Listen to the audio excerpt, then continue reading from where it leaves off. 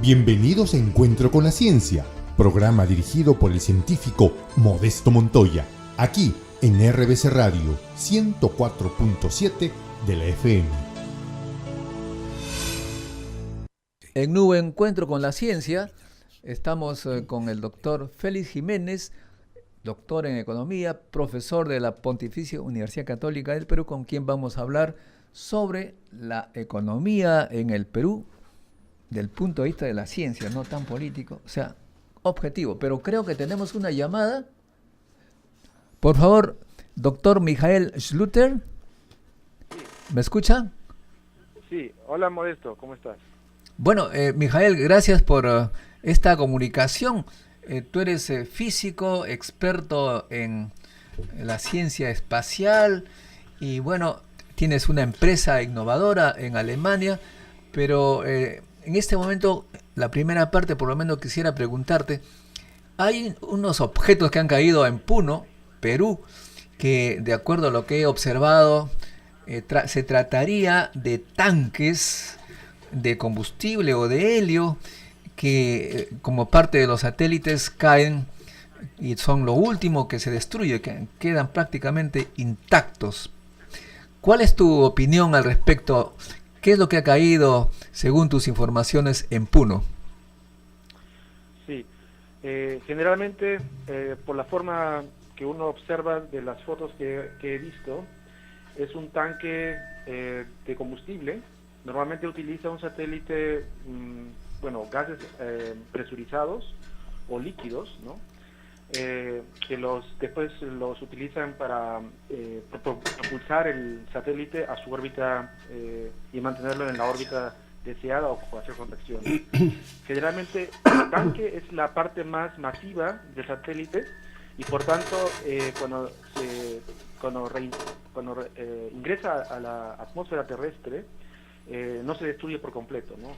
Por lo general, si es tan grande como lo que se ha visto, ¿no?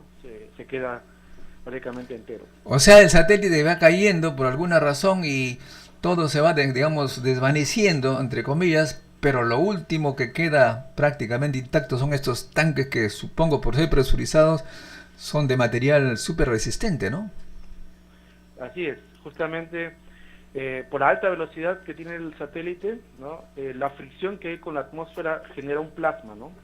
El material se calienta a temperaturas de más o menos 800 hasta 1500 grados centígrados y obviamente todos los componentes que están alrededor, los paneles solares, la electrónica se desintegra, se vaporiza, por decir así, se ioniza, pero el tanque, que es un componente masivo, generalmente de titanio, ¿no? Que tiene un espesor incluso 1 centímetro a veces, es el que no se desintegra y el que permanece hasta el final, ¿no?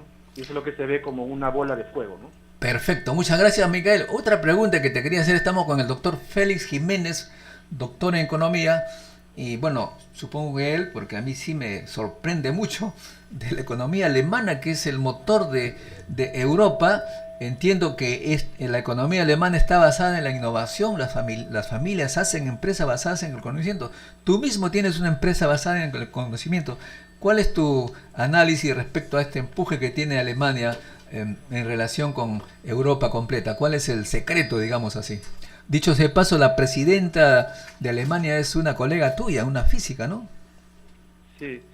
Bueno, generalmente aquí en Europa, en especial en Alemania, son países que viven de la ciencia y la tecnología, ¿no? No tienen recursos económicos, naturales, como los que hay, por ejemplo, en el Perú. Entonces, la única riqueza que tiene el país es la riqueza intelectual, ¿no? Y por eso es que generalmente estos países invierten bastante dinero en desarrollar esas tecnologías y te dan las facilidades. Sobre todo, por ejemplo, yo he tenido mucho apoyo de las universidades, de las instituciones de investigación, ¿no? Que te permiten el acceso a hacer tus trabajos ahí, ¿no? Y eso es lo que obviamente es importante, y yo creo que eso es prácticamente esa es la puerta que te abre a ti para que tú puedas utilizar esas infraestructuras, ¿no? Y hacer tus trabajos, tus ideas finales, ¿no? Y por otro lado he visto que Alemania está muy agresiva atrayendo talentos del extranjero. Hace unos años declaró gratuita la educación superior para los extranjeros y hay miles de americanos, norteamericanos que están yendo a estudiar en Alemania, que además se ha puesto pues de moda la educación en inglés.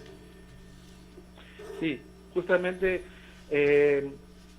hay mucho trabajo aquí. En sí, por eso es que la economía está fuerte, ¿no? Hay muchas empresas que requieren expertos, ¿no? De alta calificación y por tanto, digámoslo así, esa es la necesidad que tiene el país, ¿no? Porque si bien es cierto aquí hay muchos académicos, muchos ingenieros, científicos, pero no todos, digámoslo así, son especializados en las diferentes áreas de investigación que hay aquí. Entonces tratan de traer la gente que ya tiene experiencia en ciertas áreas y les dan una especie de apoyo económico también y les dan ventajas para que se sientan más acogidos en Alemania, ¿no? Y muchas gracias, Mijael. Estaremos en contacto permanente para que nos cuentes cómo evoluciona, sobre todo ahora pues con estos cambios políticos que se están dando en Europa. Un abrazo desde Perú. Saludos a tu familia y a los amigos. Gracias a ti también. Muchos saludos, Modesto. Bien, amigos, fue el doctor Mijael Schlüter, peruano, a pesar de sus apellidos, aunque ahora está de moda los apellidos extranjeros, nos dominan, los ministros casi todos tienen nombres raros, ¿no? Félix, bienvenido al programa, Félix. Gracias, Modesto. Cuéntame, tú has escuchado al doctor Mijael, aquí en nuestro país es totalmente diferente, dependemos, entiendo yo, de las materias primas y nuestra economía, como decía el economista Seminario en un trabajo bien largo, bien amplio, nuestra economía oscila así más o menos al ritmo de los precios de las materias primas. Efectivamente, el estilo de crecimiento y el patrón de acumulación de capital es básicamente primario exportador, ¿no? Lo ha sido a lo largo de la historia del país y eso no ha cambiado sustancialmente a pesar de los intentos que se hicieron en los años 60, fines de los 50, en los años 60, de industrializar el país. Y desde que en el mundo se impuso la ideología neoliberal, esta forma de crecer y acumulación de capital se acentuó en nuestro país, ¿no? Vivimos un alto periodo de crecimiento en la década 2003 al 2013, porque fue un periodo de altos precios de las materias primas, ¿no es cierto? Básicamente minerales. Y se cayeron esos precios o dejaron de crecer y la economía dejó de crecer a las tasas que estaba creciendo antes. Y yo creo que estos pronósticos de crecimiento optimistas de la gente del Banco Central, no se van a cumplir porque, digamos, no hay razones para creer que vamos a tener otro periodo más o menos largo de altos precios de materias primas, ¿no? Bueno, sí, dime. Cuando uno escucha la palabra neoliberal, hay algunos que se ponen de punta, esos son comunistas obsoletos, esa palabra no corresponde a nada, etcétera. Pero yo me acuerdo que en el año 85, ¿sí? O algo así, estuve en Argentina, 95 por ahí, estuve en Argentina y un físico de la Asociación de Física Argentina me presentó un documento bien grueso del Banco Mundial que decía de la insolvencia al crecimiento y daba recomendaciones al gobierno argentino de todo lo que tenía que hacer y me sorprendió que las recetas que ahí se decían eran exactamente las que el gobierno de ese entonces en Perú estaba aplicando y nos dijimos, caramba, parece que tenemos el mismo gobierno e incluso tenía números increíbles, decía, el Ministerio de Energía y Minas que tiene 3.150 empleados debe pasar a 2.133, no sé cómo esos numeritos sacaban, pero era la reducción del Estado a lo más que se podía y prácticamente entregar toda la cuestión a la empresa privada. Entiendo que eso viene también de un gran proyecto llamado Consenso de Washington. Por favor, explícanos así brevemente, claro, no tan complejo. ¿Qué es ese Consenso de Washington? Yo creo que para los oyentes es bien importante saber que el mundo, yo diría las principales economías del mundo, vivieron una edad de oro de crecimiento después de la Segunda Guerra Mundial hasta comienzos de los años 70. Angus Madison llama a ese periodo la edad de oro del capitalismo.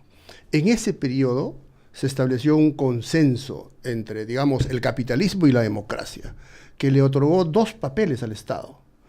El primer papel era el de cuidar los equilibrios macroeconómicos y el segundo, el de enfrentar, resolver las injusticias sociales que genera el funcionamiento del mercado. Ese era, digamos, el consenso que dominó en ese periodo largo de crecimiento que Angus Madison, repito, llama la edad de oro del capitalismo.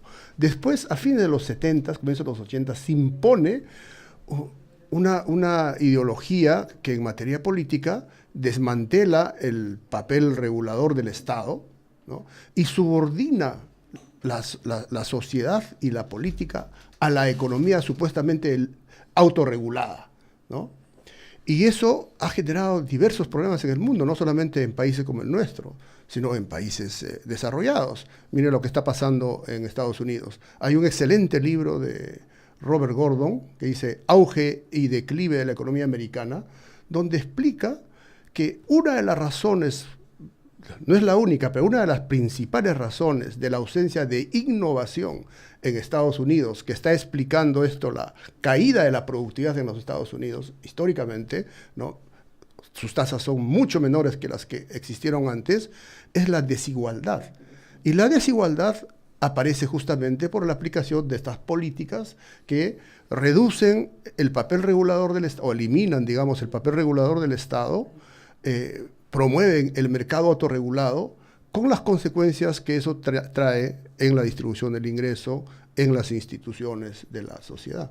Bueno, amigos, ustedes que nos escuchan, si quieren hacer consultas al doctor Félix Jiménez sobre este tema de economía en el Perú, pueden llamar al 421-2893. 421-2893. Aprovechen porque tenemos un economista de lujo aquí para que nos explique. Bueno, ya hay algunas preguntas, varias. Vamos a en fin, vamos a ver. Por arriba, dicen. En fin, vamos a ver poco a poco. Un asunto que también justamente acabamos de leer en este informe que ha hecho Bloomberg, que es una empresa norteamericana, ¿no es cierto? Dice que ya Estados Unidos salió de los top 10 en la innovación, o sea que ya no está en los 10 mejores. Claro, no está. Y está más bien Corea del Sur y Suecia. Y me he puesto a curiosear. En Corea del Sur la más importante universidad es estatal y en Suecia todas las universidades son estatales.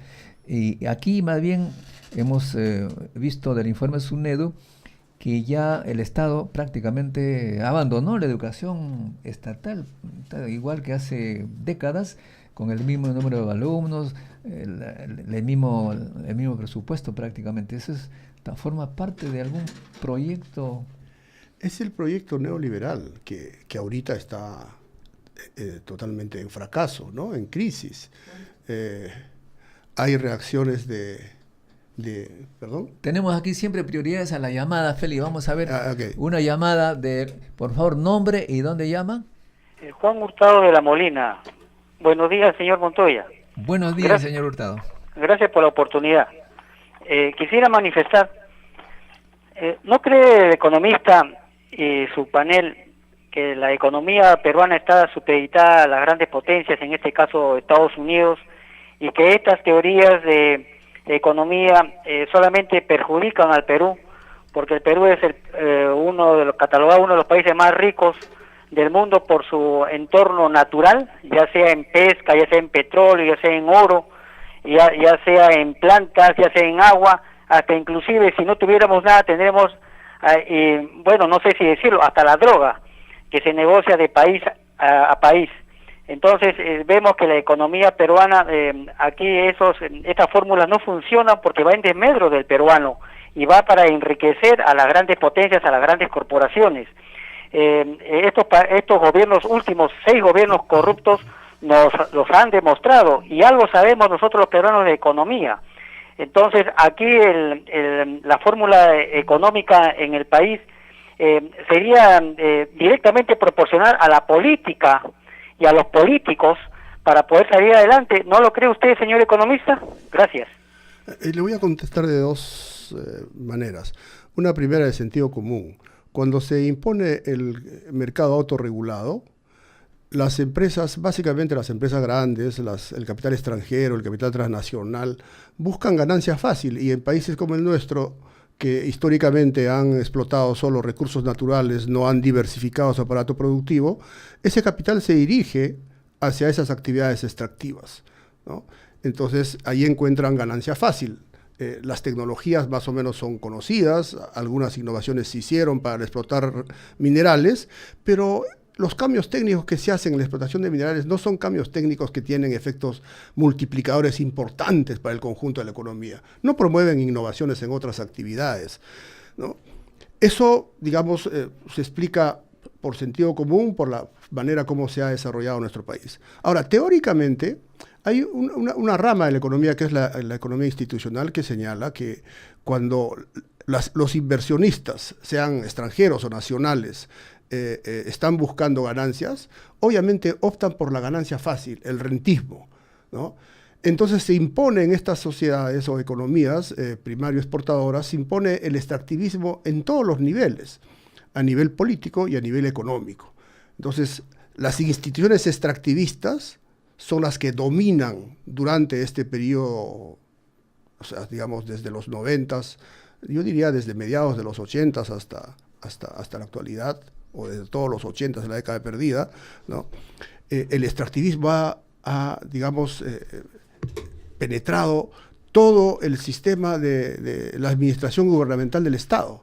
O sea, la búsqueda fácil de ganancias, el rentismo, abandona al innovador, al que quiere generar cambios estructurales, al que quiere profundizar la democracia, ¿no? La imposición de la pluralidad, etcétera. Entonces, las instituciones políticas extractivistas son las que determinan las instituciones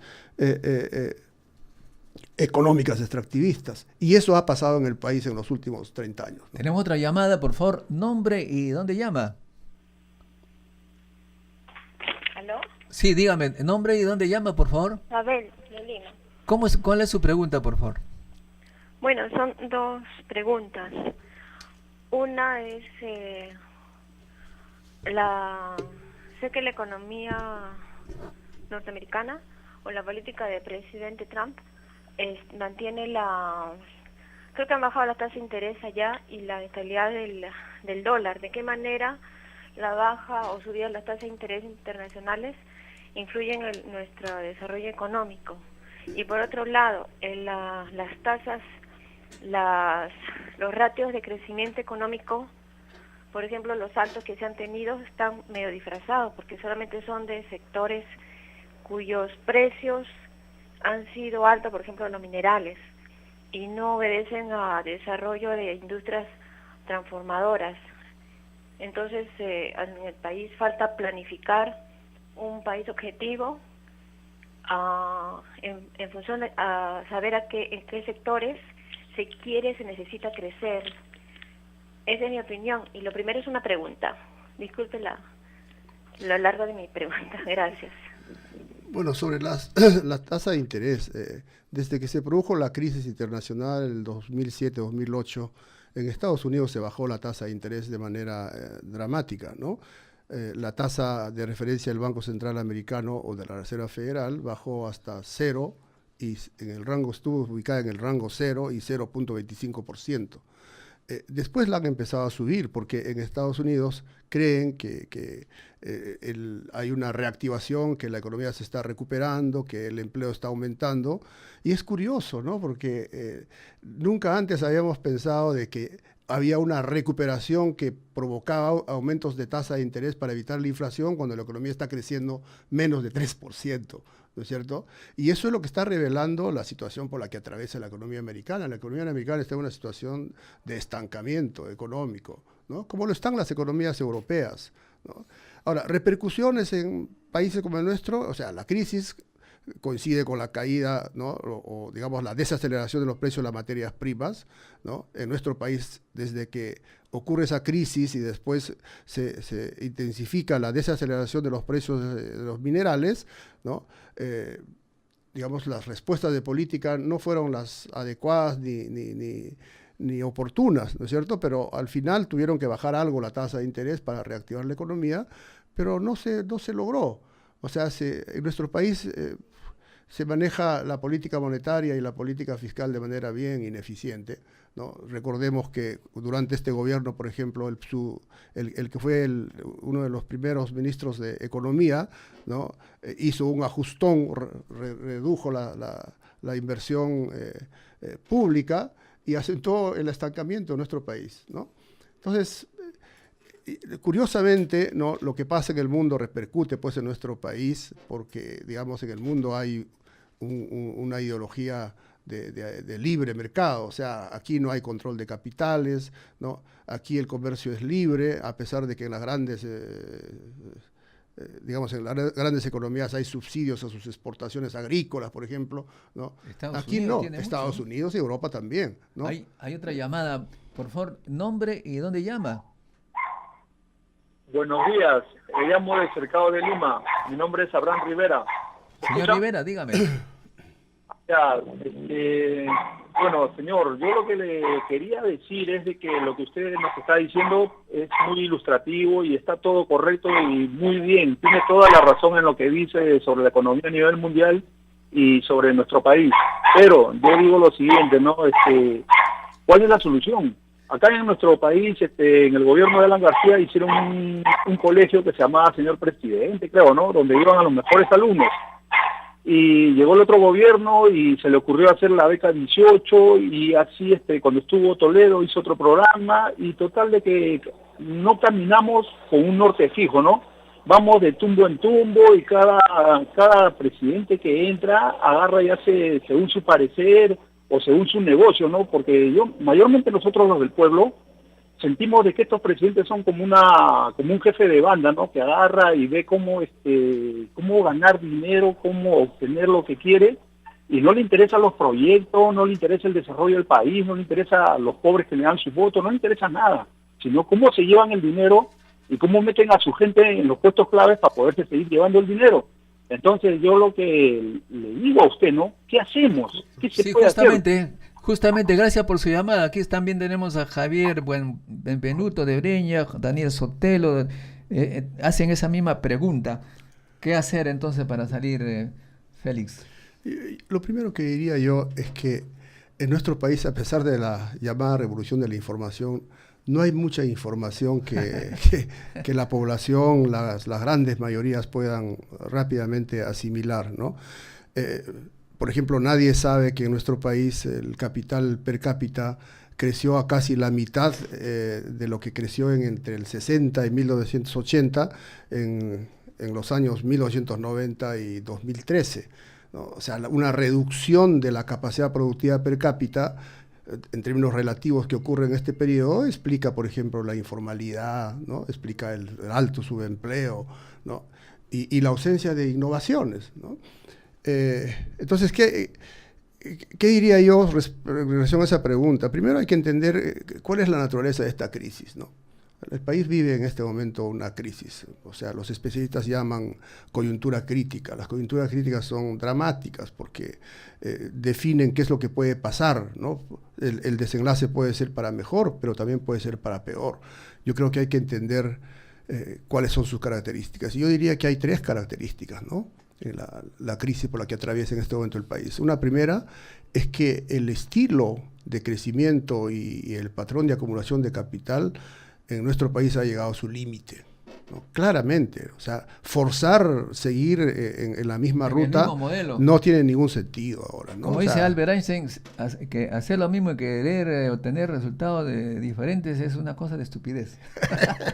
Y la segunda característica de esta crisis es que hay ausencia de partidos. Los partidos son cáscaras, los partidos son grupos de interés, ya no son organizaciones que tienen idearios, que tienen programa, ¿no? Entonces hay una crisis total en la política y en los partidos políticos, ¿no? Eso es lamentable. Entonces eso tiene efectos terribles, ¿no? en el juego democrático. Y la tercera característica es la degradación total de las instituciones, de lo que se puede llamar, ¿no?, el modelo constitucional democrático. Hay una degradación, una inversión de valores por la corrupción generalizada que ha provocado, o que ha intensificado, yo no diría que ha provocado, sino que ha intensificado esta ideología neoliberal al haber subordinado el interés público al interés privado, ¿no es cierto?, al haber propiciado las puertas giratorias, etcétera, ¿no? Entonces, esta es una situación bien difícil. Entonces, la respuesta aparentemente es fácil, pero llevarla a cabo debe ser una gran, pero eso pasaría por educación, tecnología, pero por supuesto, ciencia, universidades. Pero por supuesto, o sea, ¿qué inversión en desarrollo y tecnología han hecho los últimos gobiernos? Nada, ¿no es cierto? Nada. ¿Qué esfuerzo se ha hecho para fortalecer la educación pública? Nada. Las instituciones educativas públicas se han convertido en guetos de pobres, ¿no? Son guetos de pobres. Efectivamente. Entonces, no hay esos esfuerzos. Entonces, lo que se requiere es un gran cambio, pero requiere pues un enorme esfuerzo y la participación de las grandes mayorías. Y eso, para decirlo rápidamente, supone diversificar el aparato productivo. Hay que pensar en reindustrializar el país, pero con políticas distintas. En segundo lugar, hay que recuperar el papel del Estado, es decir, su soberanía, su autonomía nacional para hacer políticas públicas, ¿no? Y en tercer lugar, hay que hacer un cambio drástico en las instituciones, ¿no?, que definen la democracia, ¿no? O sea, el modelo de democracia en nuestro país tiene que cambiar, ¿no?, sustancialmente. Muy bien, pero esta palabra gueto de pobre me ha sorprendido. Viniendo de un científico voy a pensarlo más, pero hay una llamada. Por favor, aquí los que llaman son mejores entrevistadores que el modesto personaje que está a tu lado. Tú eres el gran promotor. Nombre y lugar de llama, por favor. Soy el doctor Augusto Mellado Méndez, llamo de Surco. Muy bien, doctor Mellado, cuéntenos. Miren, oiga, los felicito en primer lugar por unir este tema de la economía con las ciencias y la tecnología. Y quería preguntarle a nuestro invitado, a quien agradezco su presencia, y sobre qué políticas existen en Alemania para ligar la universidad a la empresa. Acá en el Perú nuestra nueva ley universitaria no contempla un centro, no contempla la creación de centros universidad-empresa en las universidades. Y lo segundo es que en el Perú existe oferta de conocimiento, pero no existe demanda de conocimiento. No hay quien compre conocimiento en el Perú porque somos un país que vive de sus materias primas, de venta de sus materias primas, que no requiere mayor exigencia a los cerebros creativos, muy bien, jóvenes y viejos de nuestro país. Ya se nos está yendo el tiempo. Brevemente, las preguntas, está rápidamente, claro, ¿no? Hay bastante información sobre diversos países del mundo que señala que solo en algunos países, nuestro país, por ejemplo, está en el último lugar en América Latina, en el último lugar, pero con un porcentaje despreciable, casi cero, de vinculación de la empresa, ¿no?, o del mundo de los negocios con las universidades. Casi no existe en países como Perú, ¿no? Existe algo en Brasil, ¿no?, en Argentina, en México, pero en nuestro país no. En nuestro país se han creado universidades y se siguen creando universidades de manera sorprendente, ¿no?, y preocupante. O sea, las universidades de calidad son poquísimas, y si analizamos sus programas, seguramente los contenidos de rigor científico, tecnológico, en ciencias duras, ¿no?, es bajísimo, ¿no es cierto? Entonces, yo diría que no hemos avanzado mucho en ese terreno, donde sí han avanzado pues los países como Alemania y Estados Unidos, ¿no es cierto? Por otro lado, yo creo que hay un divorcio entre lo que los especialistas en planificación del empleo llaman la oferta de trabajo, ¿no?, y la demanda, o sea, las disponibilidades de mano de obra y la utilización de la mano de obra. Digamos, en la oferta o en las disponibilidades hay una estructura de calificaciones, digamos, ¿no? Y en la demanda o utilización de la mano de obra también hay una estructura de calificaciones. Y ambas estructuras no se conectan en nuestro país.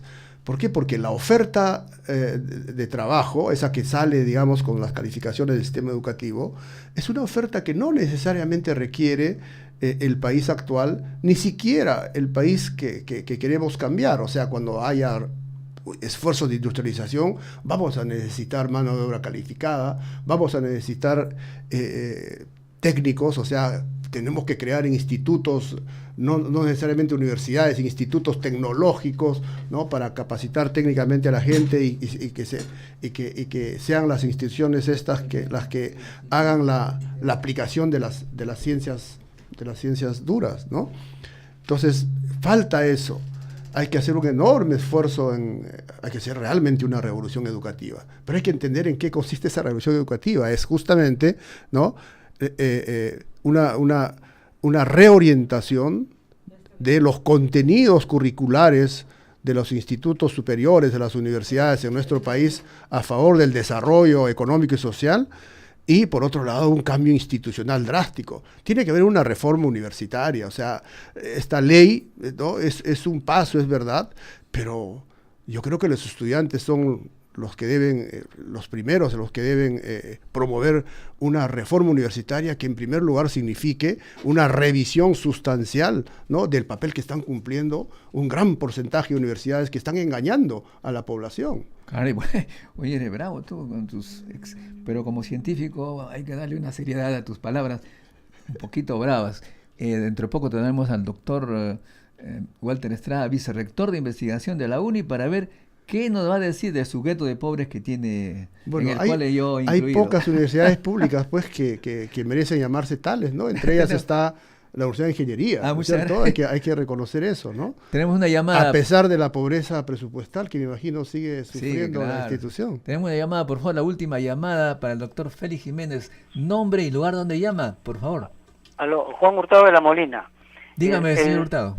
El doctor economista habló de crecimiento hace algunos años en Perú.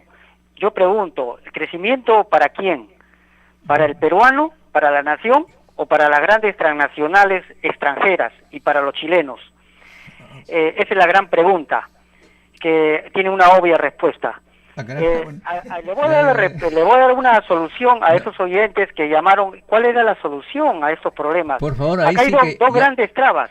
Sí, doctor, ya doctor Montoya. Muchas gracias. Acá hay dos grandes trabas. Muchas gracias, ahí está, mira. Bueno, es verdad que el país ha crecido, pues, y es verdad que los frutos de ese crecimiento no se han redistribuido, porque la distribución del ingreso se ha hecho más desigual en el país, ¿no es cierto? Y tiene razón el señor que nos ha hecho esta pregunta. O sea, se crece, pero no se redistribuye, ¿no? Se crece y son las grandes empresas, ¿no? Las transnacionales, las que se llevan, ¿no? gran parte del fruto del crecimiento. No es casual que, por ejemplo, en los últimos años, la participación de las remuneraciones en el ingreso nacional ha bajado 10 a 12 puntos. Es 21% del total del ingreso nacional pertenece a remuneraciones y el resto es excedente de explotación, donde está ingresos independientes y fundamentalmente las ganancias empresariales, ¿no?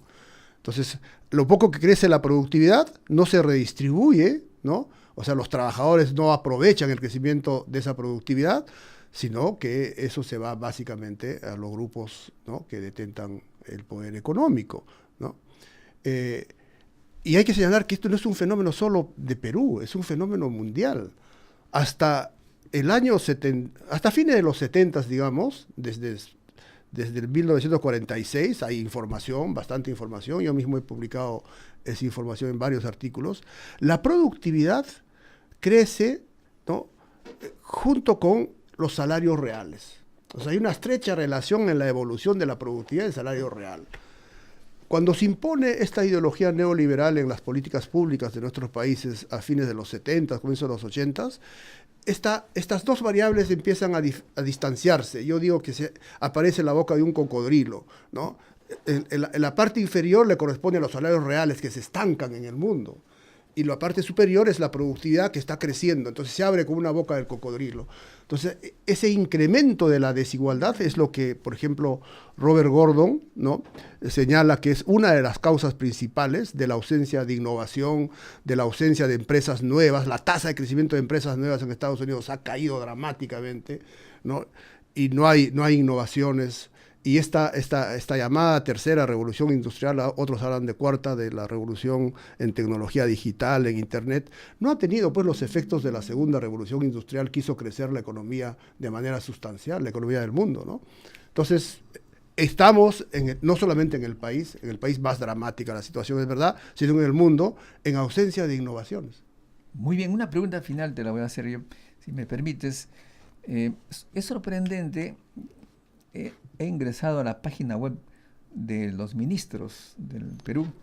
Es sorprendente ver, diría yo, desde el punto de vista académico, una pobreza, porque comenzando por la primera ministra, dice que tiene en su CV oficial, dice, estudio de doctorado.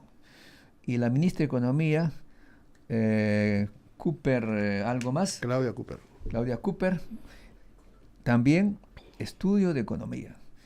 La ministra de la Producción, que también tiene un apellido un poco difícil de pronunciar, bachiller, y ahí se quedó. Y son de la Universidad Católica y la Universidad de Lima. Tú estás de la Católica. ¿Conoces? Yo me pregunto, ¿no hay científicos, economistas, por lo menos con grado de doctor en el Perú? ¿Son muy poquitos ustedes? Cuéntanos, porque es que hay el grupito que se hace de ministros siempre es pequeñito y no tienen el más grado académico, más alto grado académico en su respectiva especialidad. Mira, yo no voy a hablar de personas, Modesto. Yo creo que hay muchos PhDs. Yo he hecho una estadística simplemente. Sí, ¿no? Hay muchos PhDs en el país, pero hay PhDs y PhDs, pues. Así como hay, digamos, católicos y católicos, si se me permite, o cristianos y cristianos, ¿no? Por ejemplo, hay PhDs que no han leído a Keynes, no han leído a Ricardo, no han leído a Smith, así como hay cristianos que no han leído la Biblia, ¿no? Eso es lo que pasa. Y hay PhDs que tienen una formación de pensamiento único. Por ejemplo, yo conozco, no voy a decir nombres, personas que creen de que acá hay un boom del emprendedurismo, ¿no? Dice que en nuestro país hay muchos empresarios schumpeterianos. Absurdo, ¿no? O sea, cuando uno piensa en Schumpeter, tampoco han leído a Schumpeter, ni siquiera su artículo del año 28. En el año 1928, Schumpeter escribe un artículo que justamente lleva el título eso de emprendedores, ¿no? En alemán, no sé pronunciar bien el alemán, y él señala de que en un contexto de crecientes salarios reales, el empresario responde con cambios tecnológicos, no disminuyendo los salarios. Entonces aquí la ideología del pensamiento único dice, hay que flexibilizar el mercado de trabajo, el costo del trabajo es muy alto. No, Schumpeter no planteaba eso. Schumpeter decía, si los salarios reales están creciendo, las empresas innovadoras responden con cambios técnicos para aumentar la productividad. Y de esa manera, al aumentar la productividad, baja el costo unitario de producción. Ese es el empresario innovador schumpeteriano. Esperemos pues que no hay en nuestro país, ¿no? Esperemos que vengan algunos. Bueno, se nos acabó el tiempo. Qué pena, Félix. No te preocupes. Te agradezco. No, a ti las gracias. Y esperemos pues que no sea la última vez que nos visites. No. Y yo quiero destacar tu labor. Yo creo que te cumples un papel bien importante en nuestro país. Sobre todo ahora, ¿no? Yo creo que tu programa se va a seguir escuchando mucho más en estos momentos que hay una especie de hambre, ¿no? De información, de conocimiento y de propuestas para cambiar el país. Yo te felicito más bien a ti. Muchas gracias, amigos. Fue el doctor Félix Jiménez, profesor de la Pontificia Universidad Católica del Perú, que conoce a todos los economistas importantes y un poquito no quiere opinar sobre este aparente grupo pequeñito que gobierna. Parece que siempre son los mismos. Espero que alguna vez te toque también para ver si cambiamos algo al Perú. Chao, gracias.